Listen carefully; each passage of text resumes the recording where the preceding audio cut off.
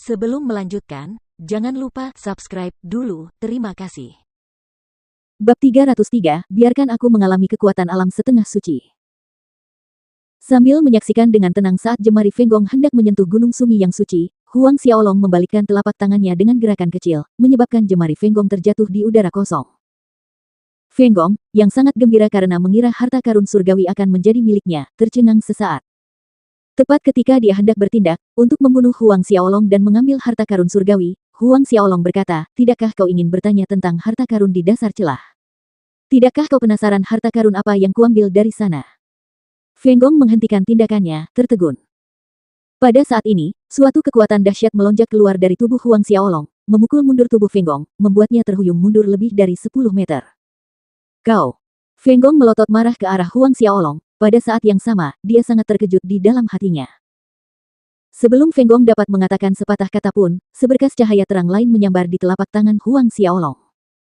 Ketika cahaya terang itu memudar, terlihatlah tangkai jamur aura 7 warna di telapak tangan Huang Xiaolong, bersinar cemerlang. "Jamur roh 7 warna!" seru Feng Gong dan Dai Li serempak. Mata Feng Gong bersinar dengan keserakahan yang nyata. Jamur roh 7 warna adalah ramuan bermutu tinggi bagi orang-orang yang mengolah ki pertempuran. Batang jamur roh 7 warna yang berusia lebih dari 1000 tahun sudah langka, di atas 10.000 tahun dianggap sebagai harta karun, tak ternilai. Dengan penglihatannya yang tajam, hanya dengan satu pandangan saja, Feng Gong dapat memperkirakan usia jamur roh 7 warna sekitar 30 hingga 40.000 tahun.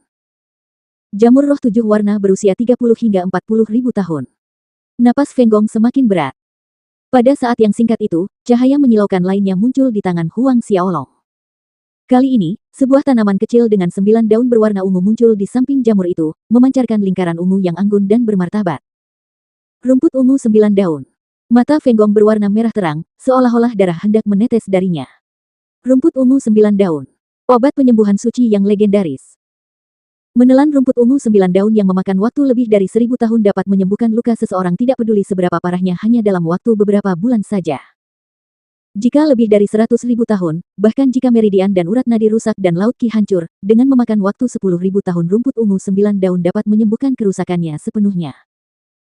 Rumput ungu 9 daun ini seharusnya sama dengan jamur roh 7 warna, sekitar 30 hingga 40.000 tahun. Rumput ungu 9 daun yang berusia 30.000 tahun. Akan tetapi, Huang Xiaolong tampaknya ingin bermain-main dengan Feng Gong, kilatan lain, dan kilatan lain, dan kilatan lain lagi. Buah yang bersemangat. Ginseng darah ungu berbentuk manusia. Teratai hijau Jasper. Satu demi satu ramuan legendaris muncul terus-menerus. Feng Gong begitu gembira hingga ia mulai berteriak tidak masuk akal, tubuhnya gemetar seolah-olah ia menderita epilepsi. Muridnya bahkan lebih malu Dai Li membasahi jubahnya karena terlalu gembira. Sambil menatap rangkaian ramuan legendaris itu, perhatian Feng Gong teralihkan, melupakan perkara harta surgawi. Huang Xiaolong secara acak memilih selusin jenis ramuan dari beberapa ratus yang dimilikinya. Ketika Huang Xiaolong merasa itu cukup merangsang, dia akhirnya berhenti.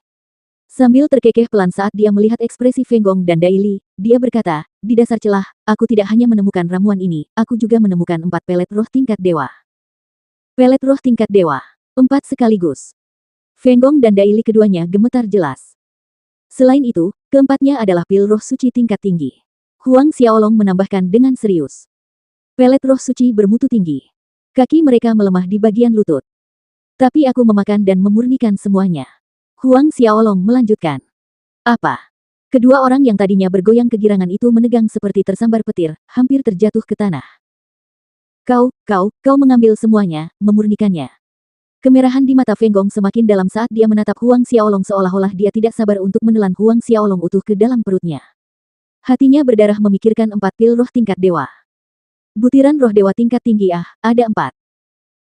Dia telah terjebak di puncak Ordo ke-10 Xiantian akhir selama lebih dari 200 tahun, tidak mampu menerobos. Jika dia memiliki 4 butir roh suci itu, peluangnya untuk menerobos ke alam suci akan meningkat drastis hingga 9/10.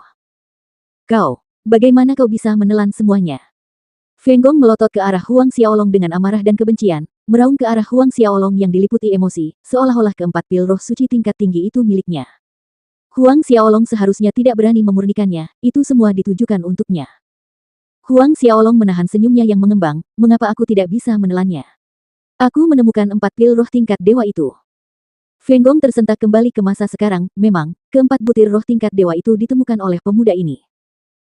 Nak, serahkan harta karun surgawi itu, jamur roh 7 warna, rumput ungu 9 daun, dan ramuan lainnya dengan patuh.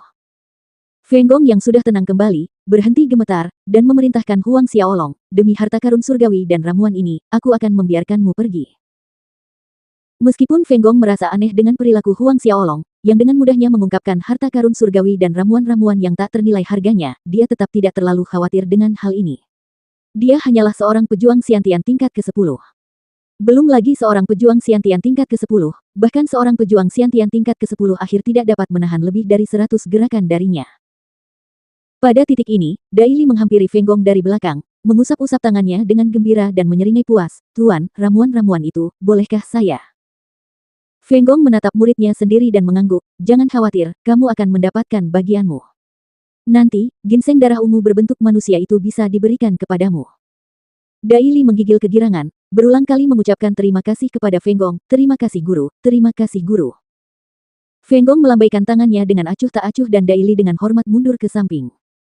Feng Gong mengalihkan perhatiannya kembali ke Huang Xiaolong, dengan nada yang tidak tergesa-gesa dia bertanya, "Nak, apakah kamu sudah memikirkannya?